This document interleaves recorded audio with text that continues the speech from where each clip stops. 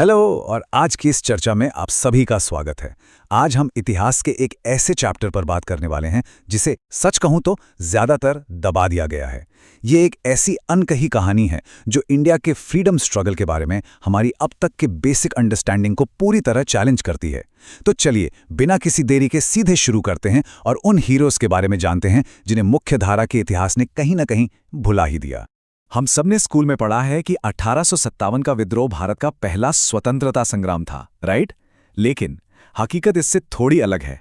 1857 से कई दशकों पहले, लिटरली डेकेड्स बिफोर दैट, 1771 और 1855 में आदिवासी कम्युनिटीज ने शोषण के खिलाफ जोरदार बगावत की थी। ब्रिटिश रूल के खिलाफ सबसे पहली आवाज दरअसल इन्हीं जनजातियों ने उठाई थी। ये एक बहुत बड़ा ऐतिहासिक मिथ है जिसे अब टूटना ही चाहिए, क्योंकि इसकी वजह से हमारा ध्यान आज़ादी की असल शुरुआत से अक्सर भटक जाता है।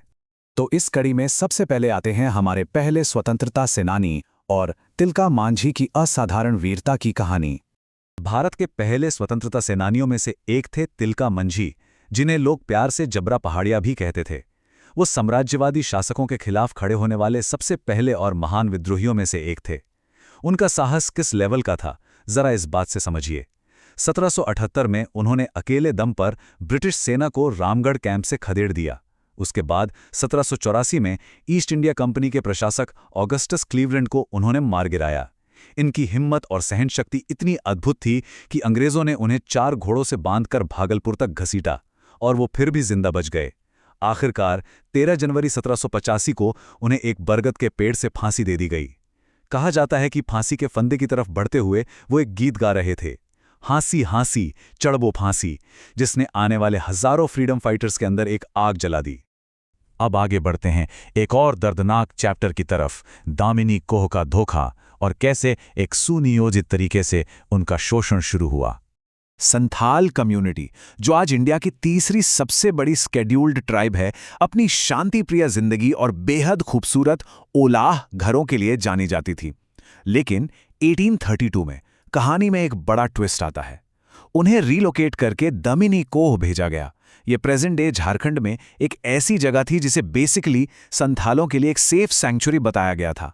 ब्रिटिश ने उन्हें एक अच्छी जमीन और खेती का वादा किया, लेकिन सच तो ये था कि ये एक बहुत बड़ा ट्रैप था। देखते ही देखते ये नई जगह संथालों के लिए एक नाइटमेयर बन गए, जहां उनकी जमीनों पर ओपनली कब्जा होने लगा और उन्हें बंधुआ मजदूरी यानी बॉन्डेड लेबर की आग में झोंक दिया गया। इस पूरे सिस्टम को और व्यवस्थित शोषण को समझने के लिए एक वर्ड को जानना बहुत जरूरी है, दिकू।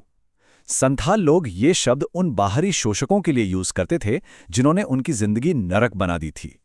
इन दिकूज में सब शामिल थे, ब्रिटिश अधिकारी, अपर कास्ट के लोग, जमींदार और वो रूथलेस साहूकार जो मासूम आदिवासियों को महाजनी प्रथा के जरिए बुरी तरह से कुचल रहे थे। अब सवाल ये है कि ये शोषण एक्चुअल में होता कैसे था? इसके मेन 2 तरीके थे। पहला था कम्युनिटी सिस्टम।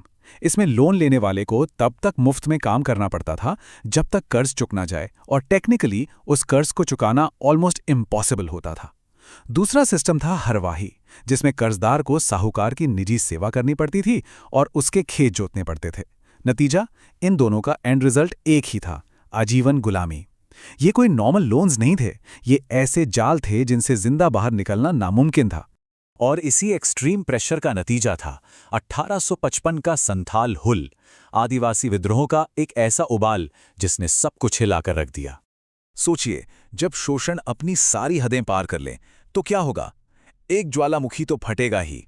भारी आर्थिक दबाव और अपने कल्चर पर लगातार होते अटैक से घुटकर संथालों ने आखिरकार स्वयं शासन और आज़ादी की मांग की। और ये मांग एक ऐसे आंकड़े में तब्दील हुई जो सच में हैरान करने वाला है। 60,000। ये 60,000 कोई ऑर्डिनरी आर्मी नहीं थी। ये वो आम संथाल आदिवासी थे जिन्होंने मिलकर एक विशाल गुरिल्ला फोर्स बनाई और आतंक का रूप बन चुकी ईस्ट इंडिया कंपनी के खिलाफ सीधे हथियार उठा लिए। इस आक्रामक और विशाल सेना को लीड किसने किया? ये थे बेहद साहसी मुर्मू भाई बहन, सिद्धो, कान्हू, चंद, भैरव और उनकी बहनें फूलो और झानो। 30 जून 1855 का दिन था जब इन लीडर्स ने 400 अलग अलग गांवों से दसों हजार संथालों को एक साथ इकट्ठा किया और एक महान क्रांति की शुरुआत की। और यहाँ सिद्धू मुर्मू का वो शक्तिशाली नारा निकल कर आता है जिसने इस पूरी बगावत में आग लगा दी। करो या मरो, अंग्रेजों हमारी माटी छोड़ो। इन दृढ़ शब्दों के साथ ही उन्होंने जमीन का लगान यानी लैंड रेवेन्यू देने से साफ इनकार कर दिया। और बस यही वो आवाज थी जिसने ऑफिशियली एक शांतिप्रिय जिंदगी को एक क्रांति में बदल दिया। इसके बाद शुरू होता है एक बेहद ट्रैजिक टकराव। तीर, कमान और गोलियां, दो बिल्कुल अलग ताकतों की लड़ाई। जैसी बगावत शुरू हुई, ब्रिटिश सरकार ने तुरंत मुर्मू भाइयों को अरेस्ट करने का ऑर्डर निकाल दिया। पर ग्राउंड पर कहानी पूरी तरह बदल चुकी थी। गिरफ्तार करने आए एक पुलिस वाले का संथाल प्रदर्शनकारियों ने सरी कलम कर दिया। एक तरफ थे जंगल के कबीलों के प्रिमिटिव तीर और कमान, और दूसरी तरफ थी ब्रिटिश राज की मॉडर्न फौज। इस घटना ने सरकारी अधिकारियों के दिलों में ऐसी दहशत पैदा कर दी कि उन्हें रियलाइज हो गया कि उनका सामना एक कितनी निडर शक्ति से है। सिचुएशन इतनी आउट ऑफ कंट्रोल हो गई कि उन्हें पूरे इलाके में मार्शल लॉ लगाना पड़ा। इस वॉर की सच्चाई को करीब से समझने के लिए स्कॉटिश हिस्टोरियन W.W. हंटर की इन बातों पर गौर करें। वो लिखते हैं कि ये कोई युद्ध नहीं था, वो झुकना नहीं जानते थे। जब तक उनका ढोल बजता, पूरी टोली वहां खड़ी रहती और खुद को गोलियों से छलनी होने देती। इस युद्ध में एक भी सिपाही ऐसा नहीं था जिसे खुद पर शर्मिंदगी महसूस ना हुई हो। ये शब्द अपने आप में बताते हैं कि संथालों का करेज कितना बेमिसाल था और उनका यह नरसंहार कितना दुखदायक। इस अद्वितीय बहादुरी की कीमत सच में बहुत बड़ी थी। कम से कम 15,000 संथालों ने इस विद्रोह में अपनी जान गंवाई। जनवरी 1856 आते आते जब आखिरकार इस विद्रोह को दबाया गया, तब तक उनके 10,000 से ज्यादा गांव पूरी तरह तबाह और राख हो चुके थे। ये 15,000 सिर्फ एक संख्या नहीं है दोस्तों, ये सदियों तक शोषित रहे एक वर्ग के दर्द और आज़ादी के लिए दी गई एक बहुत बड़ी कुर्बानी का सबूत है। लड़ाई का अंत बहुत ही दर्दनाक रहा। क्रांति की इस आग को हमेशा के लिए बुझाने के लिए ब्रिटिश फोर्सेस ने सिंधु और कान्हू को पकड़ लिया और भोगनदी गांव में सबके सामने एक पेड़ से लटकाकर फांसी दे दी। उनका मकसद सिर्फ इन नेताओं को खत्म करना नहीं था, बल्कि उस रेवोल्यूशनरी स्पिरिट को ही मिटा देना था जिसके सहारे आखिरी आदिवासी ने अपनी अंतिम सांस तक लड़ाई लड़ी थी। लेकिन क्या ये सब बेकार गया? बिल्कुल नहीं।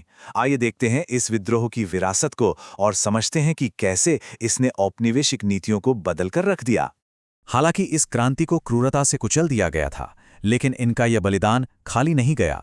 इनकी कुर्बानी ने औपनिवेशिक सत्ताओं को झुकने पर और कानून बदलने पर मजबूर जरूर कर दिया। इस विद्रोह का सबसे बड़ा नतीजा निकलकर आया 1876 का संथाल परगना टेनेंसी एक्ट, जिसे आम भाषा में SPT एक्ट भी कहा जाता है। इस एक्ट ने स्ट्रिक्टली आदिवासी जमीनों को किसी भी गैर आदिवासी यानी उन ऑप्रेसर्स या डिकू को बेचने पर रोक लगा दी। इसने कानूनी रूप से उनकी जमीनों की सुरक्षा की और उन्हें अपने इलाके में स्वयं शासन करने का फॉर्मल अधिकार दिया।